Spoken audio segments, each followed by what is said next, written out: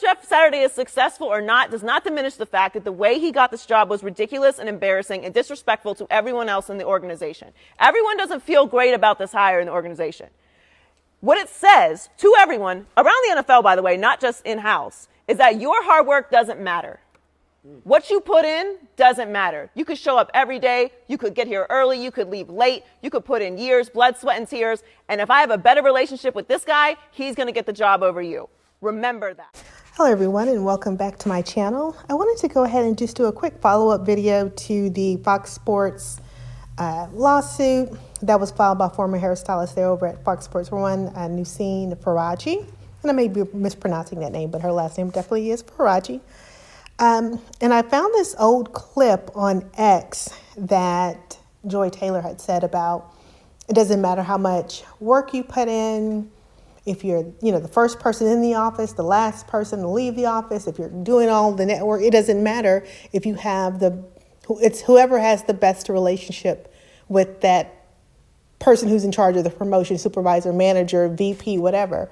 Whoever has the best relationship will win.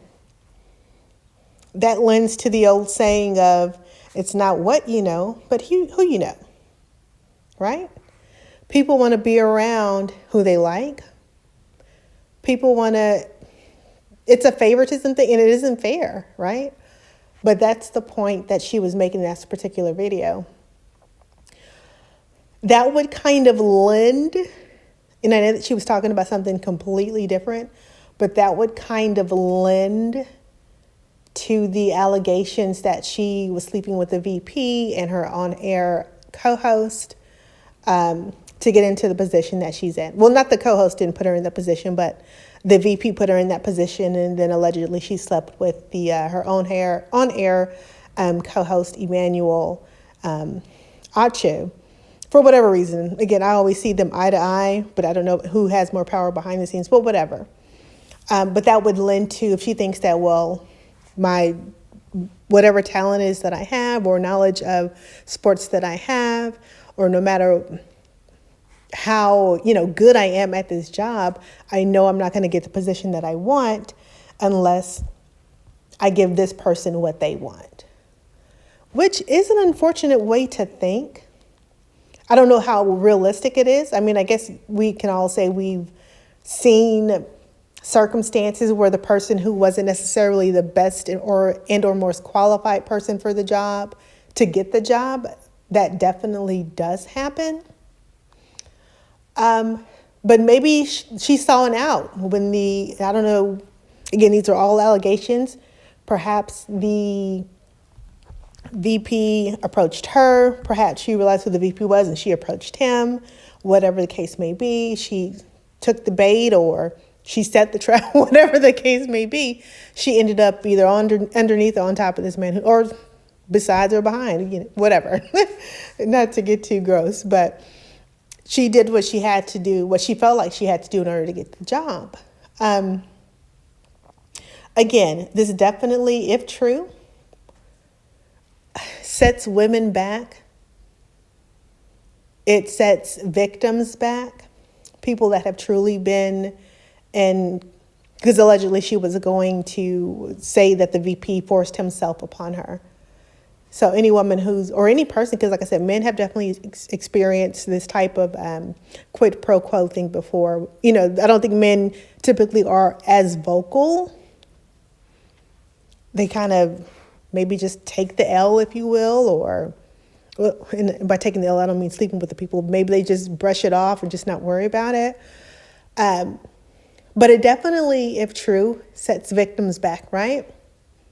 Because if you are a woman, or if you're a mildly attractive woman, or if you're a very attractive woman, and you accuse someone of placing you in this type of environment, then it's like, are you believable? Are you credible? It's just another Joy Taylor case, right? Every time we take one or two steps forward, we get pushed back. And then also, if true, with her hairstylist, Faraji, who again filed the lawsuit, coming to her about the man that she's sleeping with is now harassing her, and her is like, hey, get over it, because pretty much I got my job through him and you got your job through me, so get over it, So kind of adding to the hostile work environment, adding to the women should just go along with it, get over it, get over it. What can you do? You're not empowered, you're powerless here. Or maybe she kind of, in a way, feels like she's empowered.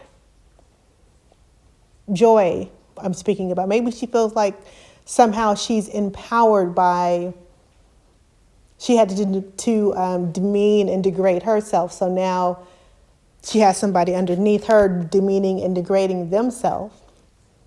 So maybe that's like a vampire thing. Like, now I feel empowered, or they say hurt people hurt people.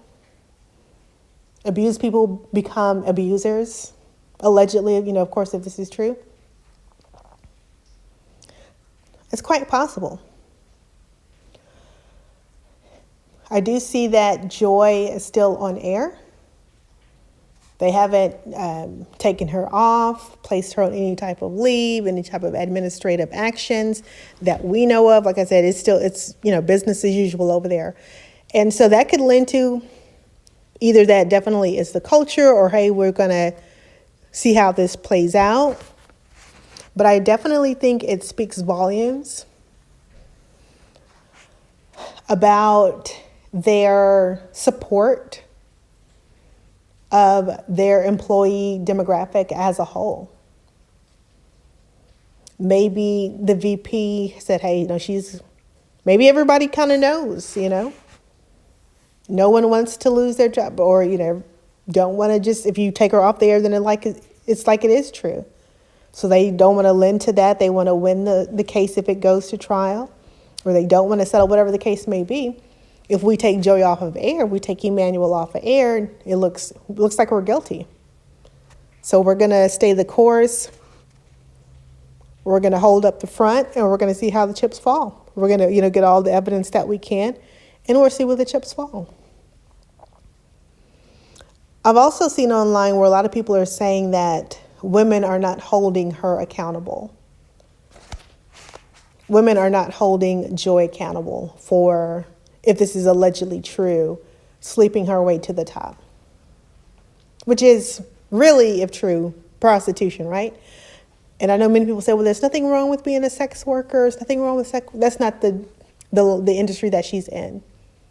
I'll hold my moral judgment for my own thoughts, right? But that's not the business that she's in. If she's a sex worker, then she's not a on-air host for Fox, right? Then she's a sex worker. She's not someone that we see on our TV every day in this particular position. She would definitely be advertised as something different. So you can't put both of them in the same. And I also disagree with that statement, because I've seen a lot of women holding her accountable. I've seen a lot of women say that, she put women back, 50 years at least. She's put victims back, 50 years at least. She stains the Me Too movement because she's become, in a sense, a predator, right? Allegedly, if true, that she was going to say that the CEO, or the the VP, Charles Dixon, forced himself upon her if he were to ever push her out for any reason. That flipping of the tables makes you a predator. Allegedly, in my opinion. Only my opinion, not fact. My opinion. But I've been seeing a lot of women hold her accountable, and men too, so I'm not going to, just wanted to impart my own opinion, my own sentiments on that, but I won't bore you. We're going to stay with this. I'm going to stay abreast of it. I'm going to keep pulling out any information that I can, just to see where this is going to eventually go. But thank you all for watching, and don't forget to subscribe if you'd like.